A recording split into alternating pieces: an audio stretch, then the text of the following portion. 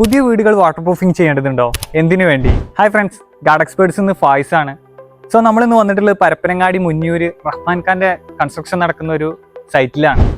പല ക്ലയൻസും നമ്മളോട് ചോദിക്കുന്ന ഒരു ചോദ്യമാണ്, പുതിയ വീടുകൾക്ക് വാട്ടർ പ്രൂഫിംഗ് ചെയ്യേണ്ടതുണ്ടോ എന്നുള്ളൊരു കേസ്. അതിനൊരു പ്രധാന ഉദാഹരണമാണ് നമ്മുടെ റഹ്മാൻ ഖാൻ്റെ ഒരു സൈറ്റ്. റഹ്മാൻ ഖാൻ നമ്മളെ കൺസ്ട്രക്ഷൻ എല്ലാം കഴിഞ്ഞ് പ്ലാസ്റ്ററിങ് കഴിഞ്ഞതിന് ശേഷം നമ്മളുമായിട്ട് കോൺടാക്ട് ചെയ്തിട്ട് ഇവിടെ വാട്ടർ പ്രൂഫിങ്ങിന് വേണ്ടി എന്തൊക്കെ വർക്കുകളുണ്ടോ സോ അതെല്ലാം നമ്മളോട് ചെക്ക് ചെയ്തിട്ട് നോക്കാനാണ് പറഞ്ഞിട്ടുണ്ടായിരുന്നത്.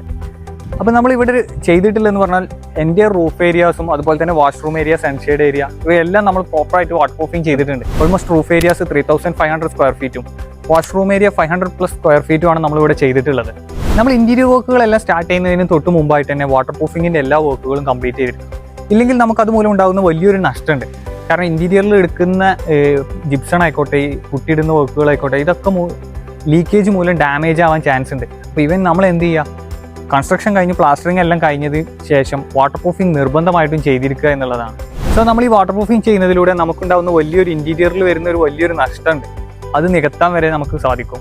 സോ നിങ്ങൾക്ക് വാട്ടർ പ്രൂഫിംഗ് റിലേറ്റഡ് ആയിട്ടുള്ള എന്തെങ്കിലും ഡൗട്ട്സോ കാര്യങ്ങളോ ഉണ്ടെങ്കിൽ താഴെ കാണുന്ന നമ്പറിൽ നമുക്ക് നമ്മളുമായിട്ട് കോൺടാക്ട് ചെയ്യാവുന്നതാണ്.